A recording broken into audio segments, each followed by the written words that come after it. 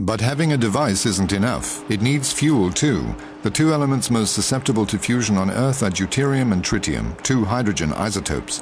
Tritium is generated in the device itself using lithium, which is abundant in the Earth's crust. Deuterium is generously present in seawater. In other words, these two resources are practically inexhaustible. This is the first advantage of fusion. Fusion would really help achieve security of energy supply in Europe.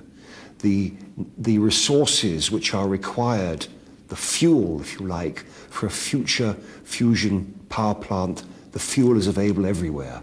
And so we would not be dependent on shipments of raw materials or fuels for future fusion power plants. Other significant advantages are the fact that the fusion of the two isotopes we see here in plasma form does not result in emitting any gases with a greenhouse effect, that chain reactions and related possible accidents are excluded, and that long-term radioactivity will be very limited. Dus de brandstof voor een fusiecentrale. The fuel to operate a fusion power plant consists of hydrogen and lithium. Neither of these is radioactive. The reaction gives helium, which is not radioactive either. But during the reaction, tritium is formed in an intermediary stage. Tritium is radioactive, but if all the tritium in the reactor were to suddenly fly out the chimney, we would not need to evacuate the immediate area. The risk is relatively small. The inside of the reactor becomes radioactive during energy production. As years go by, the inner surfacing must be replaced from time to time. These plates from the inner wall must be stored before they can be reprocessed. This is activated steel, whose radioactivity decreases over a period of 50 to 100 years, down to a level that is lower than the ashes from a coal power plant. So this is really very low.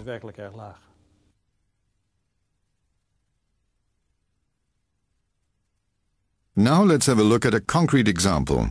Europe, the world leader in this field, has already undertaken several research and development projects dealing with fusion.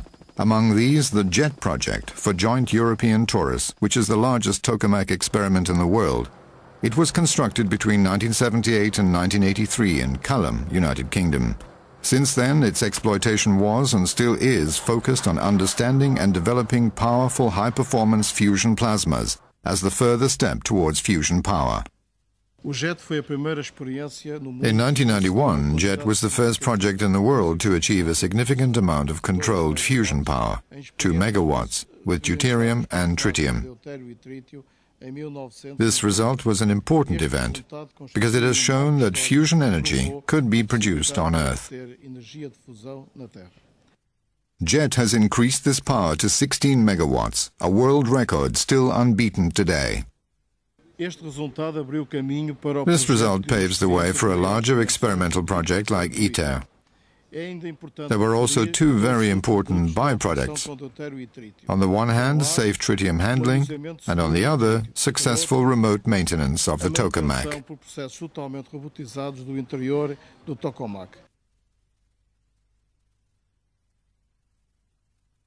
ITER, that's the key word. It means the way in Latin. It is the road to fusion energy, a unique project embracing the European Union, Russia, Japan, the Republic of Korea, China, and the United States. Now a consensus has been reached at international level, and the final choice for the construction site is Cadarache, France. The objective of ITER will be to prove scientifically and technologically that fusion can be tamed as a source of energy. Here is the model of the future ITER experiment facility.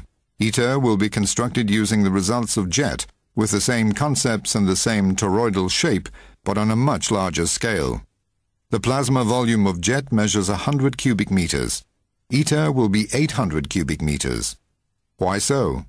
To use as little outside energy as possible to heat the plasma. In the case of JET, the size is such that losses are compensated by a source of outside energy. The new feature of ITER is that the internal source of energy resulting from the fusion reactions will compensate losses, so ITER will not depend exclusively on power supplied from the outside. This is possible by increasing the size of the device. The larger the plasma, the easier it is to maintain the high temperatures required for fusion. In ITER, we estimate that we can control the process by supplying power of about 40 megawatts, whereas the fusion should produce 400 megawatts of power. It's possible that we will be able to increase this ratio to about 30 to 1 for a reactor producing electricity. The ITER project will be implemented over about 35 years, including the construction, exploitation and deactivation of the facility. The construction of ITER in Cadarache, which will last about 10 years, is planned to start before the end of 2005.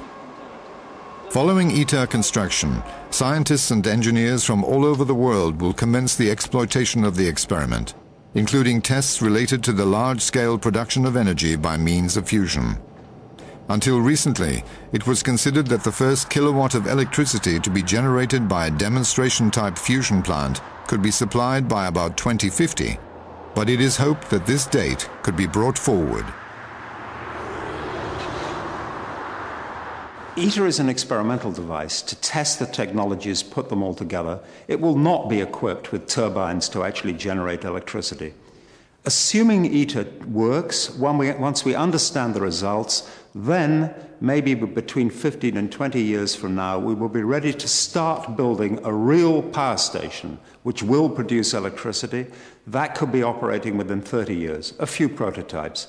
After that, before the middle of the century, we hope to have large-scale fusion power.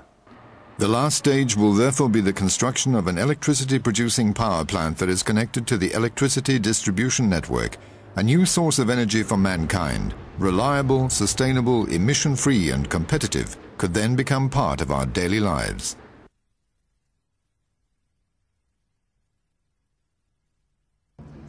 We are all searching for an answer to a proper energy mix of the future. We want to get a sustainable source, we want to get something which would be environmentally friendly. Fusion, it's one of the possibilities. So I think that doing that in an international environment gives us the possibility that we would get that source even for commercial use sooner. Of course, it was a lengthy and quite difficult negotiating process. All the parties which have been involved, of course, have had quite high interest of getting a positive agreement, but experiences which we've learned in this process are very positive. I think that all the sides, all the partners came out from this agreement stronger. I think that especially Japan and European Union built a very strong partnership which is built on the trust. Now we have to finalize the international agreement, so practically these are technical steps which has to be done afterwards with only one idea: to start building the site during this year, at the end of this year. Yes, I have the plan to visit it very soon. I want to gather together with the regional, local authorities, of course also with the ones who are directors who are running the business there, and to discuss about the issues which are connected with the project itself.